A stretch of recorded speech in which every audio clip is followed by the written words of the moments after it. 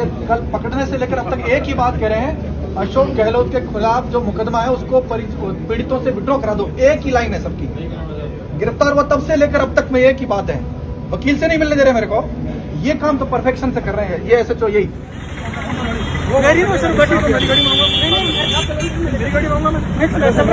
आप लोग हमारी गाड़ी में बैठ दो, आप लोग हमारी गाड़ी में बैठ। गाड़ी में नहीं, आप मुझे अरेस्ट कर रहे हैं तब तो कोई बात नहीं। आपके साथ मिलने के लिए बुला रहे हैं। हाँ तो हमारी गाड़ी में बैठो। मैं मेरी गाड़ी में जाना चाहता हूँ। अगर आप अरेस्ट कर रहे हैं बिना हाईकोर्ट के ऑर्डर के तब तो अलग बात है, और हाईकोर्ट का ऑर्डर आपको मिला नहीं है, आप मुझे जबरन ले जाना चाह रहे हैं पुलिस वाले सिविल वर्दी में, तो ये बता दीजिए आप। बस इतनी सी बात है। हम आपकी गाड़ी में चलोगे?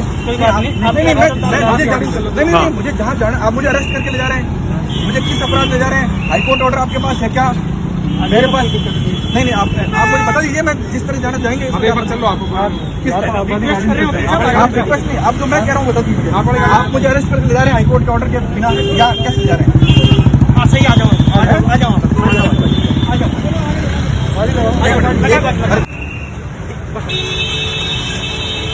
दोनों बैठो, तुम्हारी प्राइवेट यार।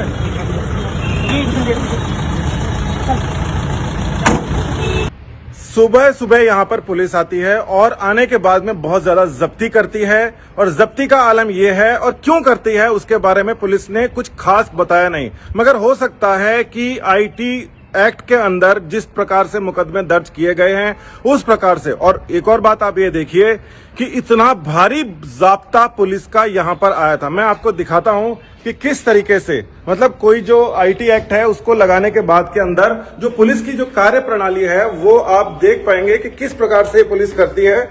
ये जो गोवर्धन जी का ऑफिस है, यहां पर मैं आपको दिखाता हूं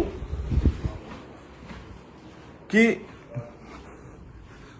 ये देखिए, यहां पर कंप्यूटर रखा हुआ था, उसके अंदर बहुत सारा सामान था, एक वकील का जो सामान होता है वो सारा का सारा इसके अंदर था, और उसको पुलिस उठा के ले गई है, जब्त करके ले गई है। अभी कह रहे हैं अभी गिरफ्तार नहीं किया, थोड़ी देर बाद मिलाएंगे। आईओ साहब आए, 2 मिनट में वापस चले गए। सेक्शन 41D CRPC ये कहती है कि किसी भी व्यक्ति से पूछताछ के दौरान उसका पसंदीदा वकील उनसे मिल सकता है। गोवर्धन सिंह जी ने मुझे स्पेशली कहा था कि आप पूछताछ के दौरान प्रार्थना पत्र ले आना, अगर ये मिलने देते ठीक है, नहीं तो एक एप्लीकेशन दे देना। अभी ये आज के टाइम में एप्लीकेशन भी नहीं ले रहे हैं, आप ये एप्लीकेशन देख सकते हैं। मैंने यही एप्लीकेशन लिखी है कि 41D की पालना में मुझे मेरे वकील से मिलने दिया जाए। उसके बावजूद ना तो एप्लीकेशन ले रहे हैं ना ये मिलने दे रहे हैं। वास्तविक हकीकत सबको पता है, कब गिरफ्तार किया गया। सबसे बड़ी बात यह है, गिरफ्तारी जो हुई है वो गलत है। जब हाई कोर्ट ने यदि स्टे को वैकेट कर दिया तो आप ऑर्डर का तो इंतजार करो। ऐसा क्या है कि आपको इतनी क्या जल्दी लग रही थी कि कोर्ट टाइम के अंदर, कोर्ट के बाहर, कोर्ट ड्रेस के अंदर आपको उनकी गिरफ्तारी करनी पड़ी? बदतमीजी से आप ऐसा क्या दबाव था, ऐसा क्या दबाव था आपके ऊपर कि आपको तुरंत गिरफ्तारी करनी पड़ी? ऑर्डर का इंतजार करते आप। आज तक आपने कितने मुलजिमों को कोर्ट से गिरफ्तार किया है, कितने वकीलों को कोर्ट से गिरफ्तार किया है? ओनली गोवर्धन सिंह वारदार को गिरफ्तार क्यों किया आपने? क्यों? क्योंकि वो बेदागों की बोलता है। मैं भी बोलता हूँ बेदागों की, मेरे को करो गिरफ्तार। सरकार पूरी तरीके से निकम्मी है, मैं खुद कह रहा हूँ, पूरी तरीके निकम्मी है। आज एक वकील को बंद करके आपने क्या साबित कर दिया कि आप पूरी तरीके निकम्मे हो? कोर्ट के आपने पूरे माहौल को पूरा चेंज किया है। कोर्ट के बाहर से वकील को गिरफ्तार किया जाता है, वो भी एक ही बहुत गलत तरीके से गिरफ्तार। रनिंग कोर्ट जहाँ था, बिना विदाउट ऑर्डर आप गिरफ्तार करें। आप क्या दिखाना चाहते हैं कि एकाधिकार हमारा है? कितने सारे मुलजिम बाहर घूम रहे हैं, उनको बाहर घूम रहे, सरेआम गोलियां चला रहे, लूट हो रही है, आप वकील को गिरफ्तार कर रहे हैं। आप एक वकील के लिए इंटरिम बेल आज ही ऑर्डर हुआ, आज ही आपने उसको अरेस्ट कर लिया। कितने सारे मुकदमे पेंडिंग है, जितने मुलजिम घूम रहे हैं। सुनवाई के तुरंत पश्चात ऑर्डर भी नहीं आया अभी तो। और ये भी कहना चाहते हैं कि जब हमारे को विशेष अधिकार दे रखा है वकीलों को कि आपको कोर्ट के दौरान गिरफ्तार नहीं किया जा सकता, तो फिर इस आधार पर कोर्ट में गिरफ्तार किया गया है गोवर्धन सिंह जी को, और ये बिल्कुल गलत है। लीगल प्रोसेस का पूर्ण रूप से प्रयोग नहीं किया। ये सरकार और मंत्रियों की और अधिकारियों की मिलीभगत से ये सब दबाव लगाया जा रहा है। मेरा कहना ये है कि यदि कोर्ट का ऑर्डर आ जाता तो गोवर्धन सिंह वारदार को ना तो आतंकवादी है ना कोई टेररिस्ट है कि जिसको आपको तुरंत की तुरंत गिरफ्तार करना पड़ा कि हमारा गोवर्धन सिंह वारदार आतंकवादी यहाँ खड़ा है। भाई वो आम आदमी है, फेसबुक पे एनी टाइम 24 घंटे लाइव रहता है, भ्रष्टाचार के खिलाफ बोलता है, हर मुद्दे के खिलाफ बोलता है, लेकिन आप ऑर्डर आने के बाद कुछ जो भी कार्रवाई करनी थी आप लीगली कार्रवाई करते, हम उसके साथ आप थे, लेकिन आपने बिना ऑर्डर के किस सरकार की वजह से या किस आला अधिकारी की वजह से आपने गिरफ्तार किया, हमारे को उसका नाम चाहिए, नहीं तो ये मुहिम आज से लेके आगे तक बढ़ेगी। हम गोवर्धन भारद्वाज से साथ हैं बस।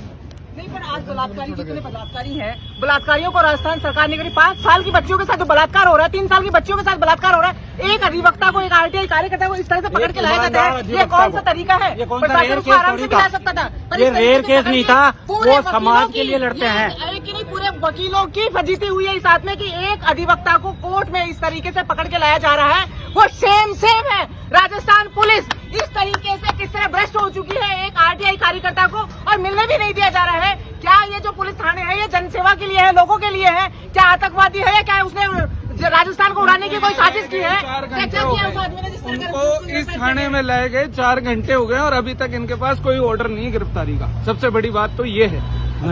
तो माननीय उच्च न्यायालय का आदेश इनके हाथ में नहीं है।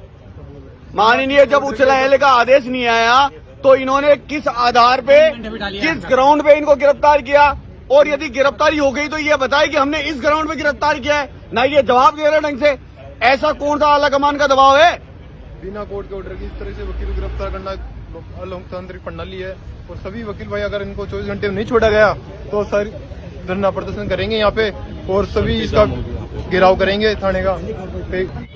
इनके 354 SC/ST एक्ट, 501 नॉर्मल धाराएं हैं, जो जिस धाराओं में ये आज गिरफ्तार किया है, उस टाइम जिस मैडम ने तो परिवादी है इस मामले में, परिवादी वहीं इस इलाके की परिवादी थी, वहीं खासा कोठी सर्किल की घटना तो बता रही है मैडम, वहीं खुद ही अरेस्ट कर सकती थी, खुद ने कोई अरेस्ट नहीं किया। इससे साफ जाहिर होता है कोई हाई लेवल, उस लेवल के दबाव है, उस दबाव के हिसाब से बिना हाईकोर्ट के ऑर्डर की सर्टिफाइड कॉपी आए बिना पहले इनको गिरफ्तार किया गया है। सदर थाने की FIR है, इसलिए सदर थाने में ले गए हैं। गिरफ्तार क्या करना गलत कैसे आपके हिसाब से?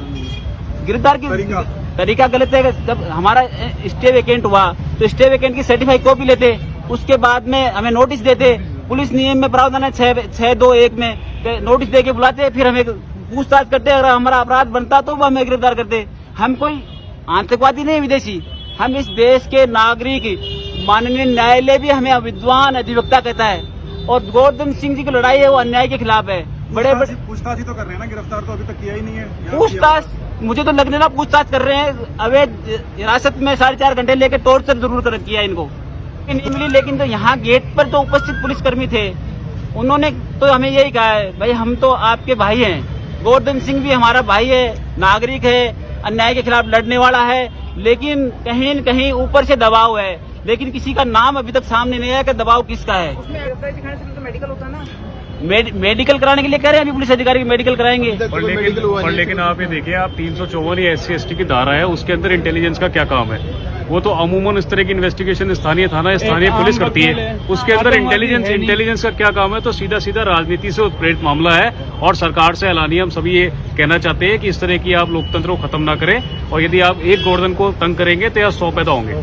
तो आप मुकदमा वापस ले लो ना, तो क्या दिक्कत वाली बात है? हमें भी परेशानी हो रही है। भाई मुझे पकड़ लिया कोई बात नहीं, लेकिन मेरा कहना यह है कि जिस गैंगरेप जिन्होंने किया, जो डकैत थे, जिन्होंने जिनका डकैती सामान बरामद हो गया, उनको भी तो पकड़ना चाहिए। चलो मुझे पकड़ लो, मुझे जेल में डाल दो, मुझे कोई फर्क नहीं पड़ता, मैं तो छोटा आदमी, सामान्य आदमी हूँ। सरकार कह रही है कि आप हट जाओ, तो हट जाओ, क्यों आप इस जिद पे अड़े हो? देखिए, मैं हट जाऊंगा तो ये आजादी के बाद पहला सिटिंग CM के खिलाफ मुकदमा है, और ये मुकदमा खत्म होगा तो ये अन्याय होगा उस पीड़ित परिवार के साथ जिसके साथ गैंगरेप हुआ था। ये अन्याय होगा उनके साथ जिनको न्याय नहीं मिला, जिन्होंने गैंगरेप डकैती की, उनको जो छूट दी गई है, उनको निकाला गया 29 लोगों को, उनके साथ न्याय होगा, और पीड़ित परिवार के साथ अन्याय होगा जिनके साथ डकैती, अपहरण, गैंगरेप जैसी घटना हुई थी। यह है असली बात।